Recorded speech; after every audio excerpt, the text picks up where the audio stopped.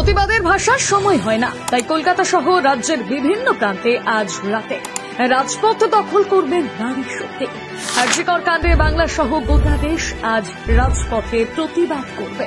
কেন শাসক আজ সত্যি ঘটনা ধামাচাপা দিতে চাইছে? কেন বর্তমান সময়ে নারীরা সুরক্ষিত নয়? সব প্রশ্নের জবাব কি দিতে পারবে বর্তমান সরকার? একাধিক দাবি নিয়ে যখন উত্তাল গোটা সমাজ, তখন চুপ করে বসে নেই বাংলা হাট।